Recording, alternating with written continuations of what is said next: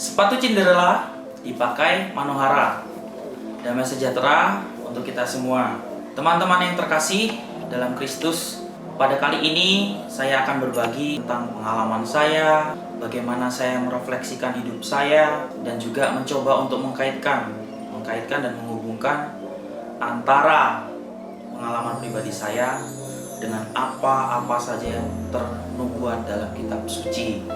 Pada tahun 2019, saya sebagai guru pernah dipercayai untuk menjadi wali kelas di salah satu kelas di Sekolah Talenta, Bandung. Pada saat saya menjadi wali kelas, saya dituntut untuk mengenali siapa anak-anak yang dipercayakan kepada saya dalam kelas tersebut. Tidak hanya mengenali rupa, nama, dan di mana mereka tinggal, tetapi jauh dari itu saya harus mengenali pribadi lepas pribadi masing-masing peserta didik itu berkaitan dengan sikap, perilaku, dan segala macam yang bersifat pribadi. Dalam mengenali setiap pribadi tersebut, saya tidak hanya mengandalkan indera saya, tidak hanya mengandalkan bagaimana saya melihat anak tersebut setiap harinya, kemudian tidak hanya mengandalkan apa-apa yang ditampakkan oleh anak tersebut dalam kesehariannya, tetapi saya juga membutuhkan referensi lain. Apa contohnya? Saya bertanya kepada orang tua, bagaimana anak ini di rumah, apakah rajin, disiplin, tepat waktu, bertanggung jawab, atau bagaimana.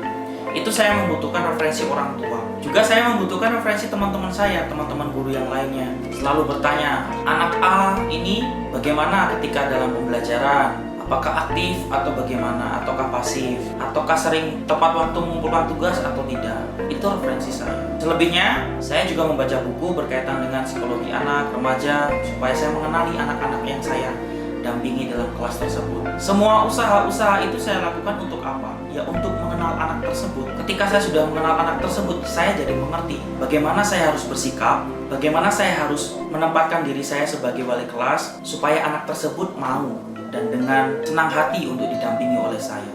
Dan saya juga bisa mengerti bagaimana harus mengarahkan dan mendampingi anak tersebut. Apa yang saya katakan ini tidak terlepas dengan namanya kepekaan. Saya sebagai wali kelas dituntut untuk peka terhadap apa-apa saja yang ditampakkan oleh anak-anak dalam kelas. Contohnya, cara mereka bertutur kata, cara mereka menyapa teman, memberikan senyum.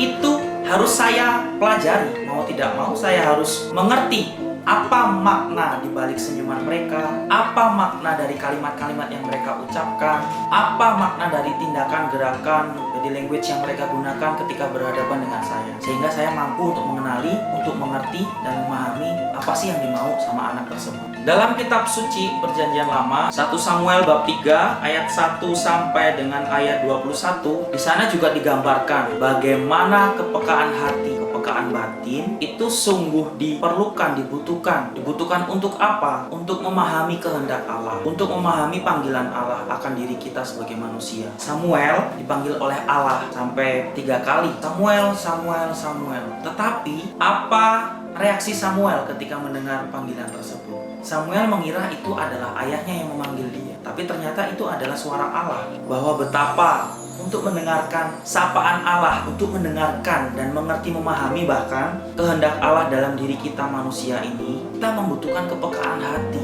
Tidak hanya menggunakan telinga, mata, mulut, indera peraba dan segala macamnya, tetapi sungguh menggunakan mata hati kita untuk sampai kita mengerti apa kehendak Allah itu dalam diri kita.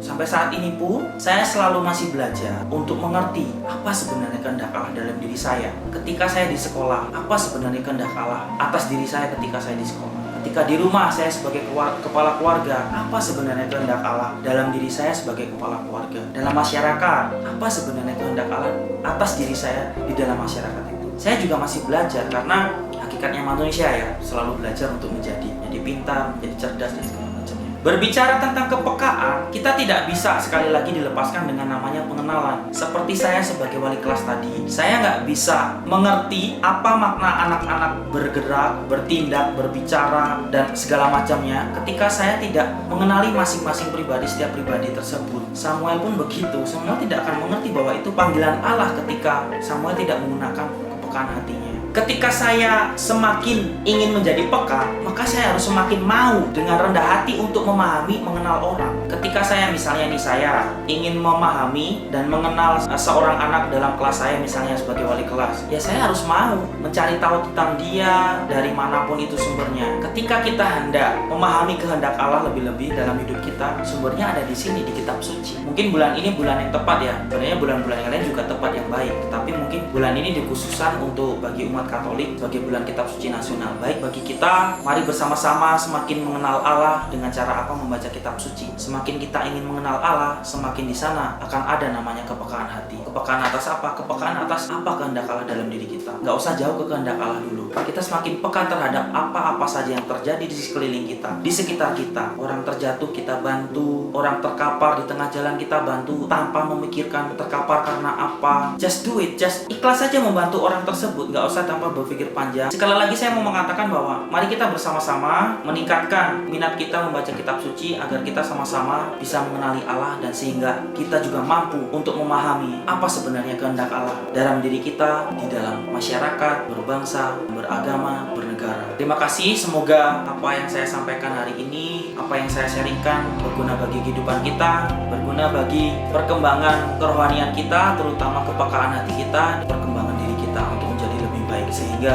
bumi ini, negara ini, bangsa ini, dan dunia ini sungguh menjadi suatu tempat yang nyaman untuk kita tinggal karena kita semuanya memahami apa kehendak Allah dalam diri kita. Terima kasih.